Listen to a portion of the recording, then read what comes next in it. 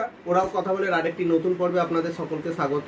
আজকে আমরা যে বার্ডটিকে নিয়ে আলোচনা করব, একে কমলা দামা বা অনেকে কমলা বউ বলে, ইংরেজিতে অরেঞ্জ হেড থ্রাশ বলা হয়।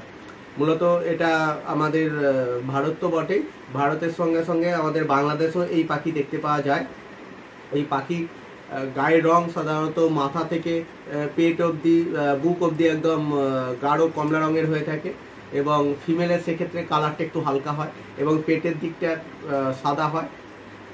লেজ এবং ডানার কালারটা হালকা ছাই ছাই রঙের হয়ে থাকে বা নীলাভ কালার হয়ে থাকে। চোখ কিন্তু খুব সুন্দর নীলাভ কালচে হয়ে থাকে, মায়াবী, খুব সুন্দর। এবং ফিমেলের ক্ষেত্রে আপনাদের যেটা বললাম যে বুকের তলাটা বা বুকটা হালকা ফিকে হয়ে থাকে, মেলের ক্ষেত্রে এটা একটু উজ্জ্বল হয়। এরা সাধারণত ব্রিডিং টাইম হচ্ছে এপ্রিল থেকে জুন মাস অবধি, এই মাসে এরা ব্রিডিং করে। তবে আমাদের বেঙ্গলে কিন্তু এটা পরিযায়ী পাখি হিসাবে কিন্তু আমাদের আমরা পরিচিত পরিযায়ী পাখি হিসাবে। পরিযায়ী পাখি আমরা তো ম্যাক্সিমাম ক্ষেত্রে জানি শীতকালেই পরিযায়ী পাখি আছে, কিন্তু শীতের পরেও কিছু কিছু পাখি আছে যেরকম ইন্ডিয়ান পিটা বা অরেঞ্জের থ্রাশ, আপনাদের যেরকম আগেও একটা চাক দোয়েল, যেটা ফ্যান্টেল যে দোয়েলটা, সেটা এগুলো কিন্তু পরিযায়ী হিসাবে কোনো কোনো সময় আমাদের এই সময় ঢোকে। বিশেষত আমাদের ইন্ডিয়ান পিটা বা এই অরেঞ্জের থ্রাশ কিন্তু এই বর্ষার টাইমটাতে পরিযায়ী হিসাবে ঢোকে। অনেকেই আছে গরমে মাইগ্রেট করে, শীতে মাইগ্রেট করে, এরকম আর কি। তো এরা মেল ফিমেল শুধু ব্রিডিং টাইমেই একসঙ্গে থাকে। ব্রিডিং টাইম ছাড়া অন্য সময় কিন্তু এরা সিঙ্গেলভাবেই থাকতে দেখা গেছে। এরা মূলত এদের প্রিয় খাবার হচ্ছে কেঁচো এবং ছোট ক্যাকড়া বিজে টাইপের। তো এরা ওই পাতা তুলে এরা খাবার খেতে খুব পছন্দ করে। পাতার তলায় যে কেঁচো ফেঁচো লুকিয়ে থাকে, একটু স্যাঁতস্যাঁতে জায়গা, ভিজে বা স্যাঁতস্যাঁতে জায়গাতেই এদেরকে বেশি বিচরণ করতে দেখবেন। লাফিয়ে লাফিয়ে লাফিয়ে লাফিয়ে এরা দৌড়ে বেড়ায়, মানুষের থেকে একটু দূরত্বই এরা মেনটেন করে। মোটামুটি এরা এই গাছের 3টে ফ্যাকড়া বেরিয়ে আছে বা 2টো ডালের ঠিক মাঝখানে এরা বাসা তৈরি করে।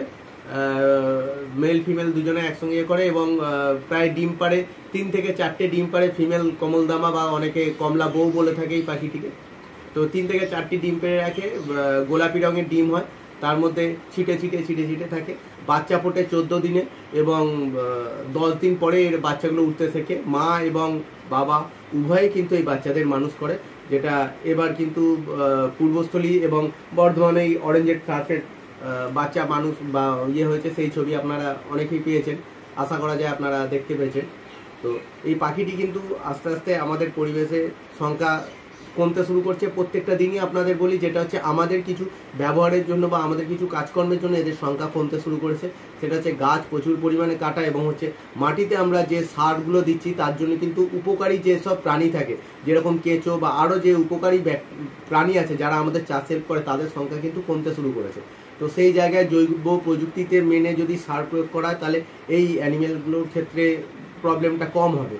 তো আপনাদের কাছে অনুরোধ থাকবে সেইগুলো একটা সায়েন্টিফিক্যালি বা বৈজ্ঞানিক মেথডে আপনারা জানুন, জেনে আপনারা চাষ করুন, তাহলে এই অ্যানিমেলগুলো সবকটাই রক্ষা পাবে। আর এই পাখির সংখ্যা যাতে না কমে যায় দিন দিন, সেই ব্যাপারে আপনাদের সবাইকে বলবে একটু ওয়াকিবল থাকতে। কারণ এরা মানুষের থেকে দূরত্ব মেনটেন করে বলে একটু ঝোপ ঝোপ জায়গায় এরা থাকে।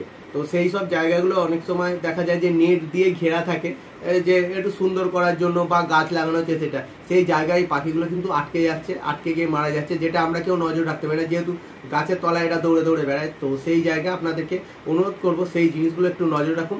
পাখি যদি জড়িয়ে যায়, আপনারা পাখিগুলোকে ছাড়িয়ে দিন, নাহলে কিন্তু এদের সংখ্যাটা ব্যাপকভাবে কমতে শুরু করবে। নমস্কার।